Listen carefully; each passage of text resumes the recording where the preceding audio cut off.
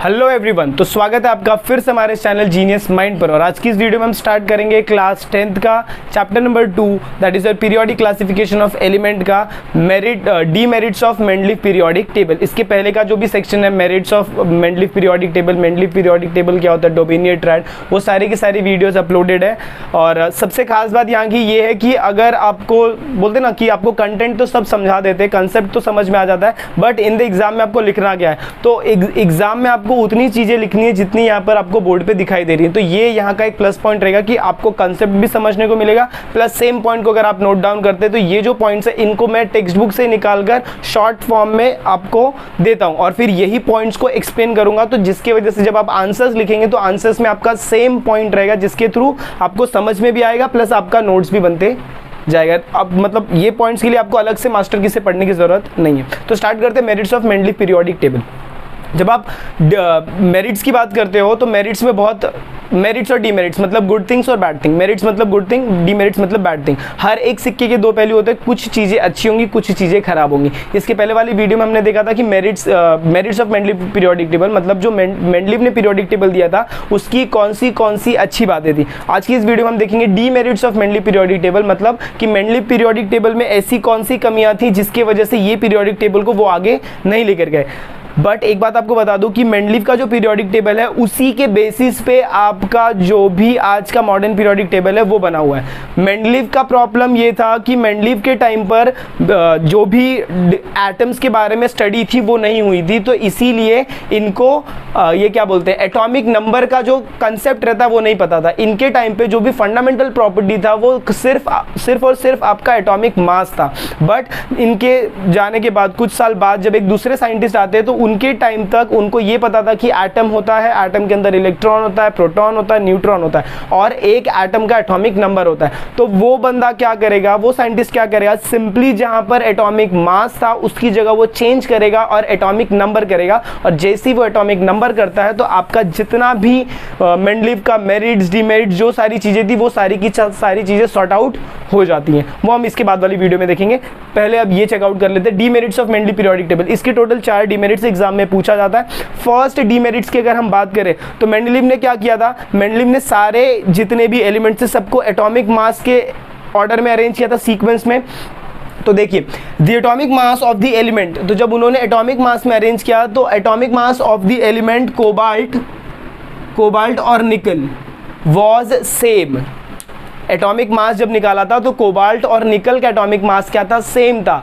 तो इसीलिए जब उसे सीक्वेंस में रख रहे थे तो ये प्रॉब्लम आई कि पहले किसको रखा जाए, पहले कोबाल्ट को रखा जाए कि निकल को रखा जाए। तो स्टेटमेंट आपका कैसे जाता है, देखो the atomic mass of the element cobalt and nickel was same, so there was an ambiguity. Ambiguity मतलब क्या, confusion, ambiguity regarding their sequence in the modern periodic table. Atomic masses same होने की वजह से आप ये मतलब मेंडलीव ये डिसाइड नहीं कर पाए कि मैं कोबाल्ट को पहले रखूं कि निकल को पहले रखूं। इसके वजह से वहां पर उनके सीक्वेंस या फिर पोजीशंस को लेकर प्रॉब्लम थी। That was his first demerit.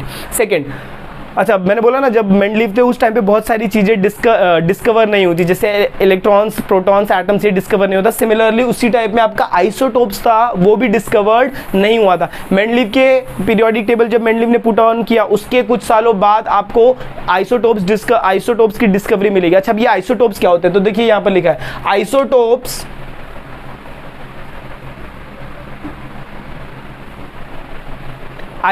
have same chemical properties but different atomic masses। Different atomic masses, उनका एटॉमिक मास डिफरेंट रहता है बट उनकी केमिकल प्रॉपर्टीज क्या रहेंगी, सेम रहेंगी। तो जब आइसोटोप्स डिस्कवर होने लगे तो प्रॉब्लम ये आया कि अब ये आइसोटोप, समझो अगर कार्बन का आइसोटोप है तो उसको मेरे को कार्बन के साथ ही रखना पड़ेगा या फिर कार्बन के आजू बाजू में रखना पड़ेगा। बट तो ऐसे जब आइसोटोप्स डिस्कवर चालू हुए तो अगर हम लोग ऐसा सेक्शन कर रहे हैं कि हम आइसोटोप्स को भी प्लेस आउट करते जा रहे हैं तो मेरा जो मॉडर्न पीरियोडिक टेबल या फिर मेंडलीव का जो पीरियोडिक टेबल था वो चेंज हो जाएगा। इसीलिए ये प्रॉब्लम था कि देखिए isotopes were discovered long time after the Mendeleev put for the periodic table. Isotopes have same chemical properties but different atomic mass, so a challenge was posed, मतलब उनको एक चैलेंज मिला चैलेंज ये कि अभी ये जो नए बंदे आ रहे हैं इनको आप किधर रखोगे पीरियोडिक टेबल में? पीरियोडिक टेबल में तो आपने एटॉमिक मासेस को तो पहले ही सारे एलिमेंट्स को जगह दे दी है, अब आप नए एलिमेंट्स को अगर आप ऐड करोगे तो वो जो पहले के एलिमेंट्स हैं उनकी जगह में आपको चेंजेस मिलेंगे, और अगर उनकी जगह में चेंजेस मिल रहे हैं तो आपको पूरा पीरियोडिक टेबल को क्या करना पड़ेगा? चेंज करना पड़ेगा। वो सेकेंड डिमेरिट था। थर्ड डिमेरिट अगर मैं देखूं, when elements were arrange in the increasing order of their atomic masses, मतलब आपने एलिमेंट को इंक्रीजिंग ऑर्डर, क्या इंक्रीजिंग ऑर्डर था? Atomic masses. Atomic masses fundamental property लिया था और उसको इंक्रीजिंग ऑर्डर में आप क्या कर रहे थे? अरेंज कर रहे थे। The rise in atomic mass do not appear to be uniform. Rise in the atomic mass do not appear to be uniform. Uniform मतलब क्या? कि जब उसे वो अरेंज कर रहे थे तो 1 के बाद 2, 2 के बाद 3, 3 के बाद 4 ऐसे वैल्यूज आने चाहिए, इसको बोलते हैं यूनिफॉर्म। बट वो यूनिफॉर्म नहीं था। यूनिफॉर्म इन द सेंस कुछ सेक्शंस में आपका 1 के बाद डायरेक्ट 2 जा रहा था। समझो मैं 1 लिया, 1 के बाद मेरा डायरेक्ट नंबर 3 आया, 2 गायब है, तो मुझे ये नहीं पता चलेगा कि 1 और 3 के बीच में और कितने एलिमेंट्स डिस्कवर होने वाले हैं। तो सपोज आप इंक्रीजिंग ऑर्डर में तो कर रहे हो, आपको 1 मिला, 1 के बाद आपको 2 नहीं मिला, आपको 3 नहीं मिला, आपको 4 नहीं मिला, डायरेक्ट आपको 5 मिल रहा है, तो आपने 1 रखा और 5 रखा। बट ये जो 2, 3, 4 है ये आगे डिस्कवर होंगे, तो इसके लिए इनके बीच में और कितने एलिमेंट्स डिस्कवर होंगे वो इनको नहीं पता था। और जब भी आप एटॉमिक मास कैलकुलेट करते हो तो वहां पर डेसिमल्स में भी वैल्यू आते, डेसिमल्स में भी अगर वैल्यू आ रहे हैं मतलब नंबर जो एटम का नंबर रहेगा वो बढ़ जाएगा। वो इनका थर्ड डिमेरिट था। It was because it was not possible to predict, it was not possible to predict how many elements can be discovered between any two elements। तो 2 एलिमेंट अगर आप डिस्कवर हुए हैं और उनको आप अरेंज करो एटॉमिक मास के इंक्रीजिंग ऑर्डर में, तो आप उनके बीच में ये नहीं प्रेडिक्ट कर सकते कि इनके बीच में और कितने ऐसे एलिमेंट्स आएंगे जिसको मैं यहाँ पर प्लेस करूंगा। That was his third demerit. Last एक डिमेरिट देखिए तो ये बहुत अच्छा डिमेरिट है, ये अभी भी डिमेरिट ही है इन द सेंस अभी तक कोई इसके ऊपर सोल्यूशन नहीं मिला है। जब भी आप पीरियोडिक टेबल देखें, कहीं पर भी देखें, कितना भी अच्छा खासा, कितना भी सोफिस्टिकेटेड, कितना भी एडवांस पीरियोडिक टेबल देखें, तो उसमें जो बेचारा एक हाइड्रोजन है ना उसको जगह नहीं दी है, उसको अलग रखा है। क्यों अलग रखा है? देखिए, क्योंकि जब आप मॉडर्न पीरियोडिक टेबल देखते हैं तो ये आपको कुछ ऐसा दिखाई देता है, ऐसा दिखाई देता है आपका मॉडर्न पीरियोडिक टेबल। अच्छा, इसमें यहाँ पर जो सेक्शंस हैं और यहाँ पर जो सेक्शंस हैं, अभी ये जो हाइड्रोजन है ना इसको सेंटर में रखा है। क्यों? क्योंकि हाइड्रोजन ना इसकी भी प्रॉपर्टीज दिखाता है, हाइड्रोजन इसकी भी प्रॉपर्टीज दिखाता है। अब ये 2 बंदे कौन है? एक लास्ट ग्रुप आप जाओगे ना तो हैलोजन ग्रुप आता है, और एक फर्स्ट ग्रुप आप जाओगे ना तो वो रहता है अल्कली मेटल्स। मतलब आपका जो हाइड्रोजन है वो अल्कली मेटल के जैसा, मतलब मेटल के जैसा भी बिहेव करता है, और हैलोजन मतलब गैसेस के जैसा भी बिहेव करता है। तो मेंडलीफ के सामने ये प्रॉब्लम आया कि ये बंदा है, ये तो दोनों प्रॉपर्टी दिखा रहा है। अच्छा, अगर ये दोनों प्रॉपर्टी दिखा रहा है तो इसको मैं किधर रखूँ? मेटल्स के साथ रखूँ, मतलब हैलोजन ग्रुप के साथ रखूँ या ग्रुप 1 के साथ रखूँ?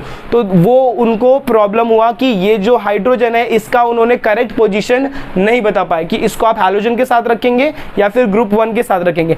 आज तक इसका जो करेक्ट पोजीशन है वो डिस्कस नहीं हुआ है, इसीलिए जब भी आप कोई भी पीरियोडिक टेबल देखेंगे तो उसमें जो हाइड्रोजन रहता है उसके लिए एक स्पेशल जगह रहती है।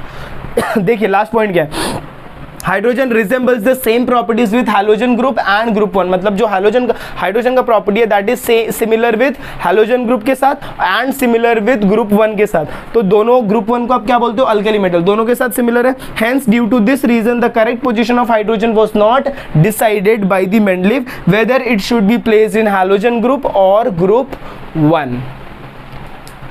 आई होप आपको ये पार्ट समझ में आया कि लास्ट पार्ट में क्या था कि हाइड्रोजन के प्लेस को लेकर प्रॉब्लम थी कि भाई ये तो इधर भी आ रहा है, ये इधर भी आ रहा है, तो इसको हम रखेंगे इधर, कहीं नहीं रखेंगे। तो वो पोजीशन जो था, वो पार्ट जो था, पोजीशन डिसाइड नहीं हुआ, इसी को उन्होंने क्या बोला है? Demerits, fourth demerit of Mendeleev periodic table, या फिर मेंडलीफ की फोर्थ डीमेरिट। आई होप आपको ये डीमेरिट का पार्ट समझ में आया। तो अगर आपको वीडियो पसंद आई तो प्लीज़ वीडियो को ज़्यादा से ज़्यादा शेयर करें, चैनल पर नए हैं तो चैनल को सब्सक्राइब करना ना भूलें। मिलते हैं अगली वीडियो में, तब तक के लिए have a good day and take care.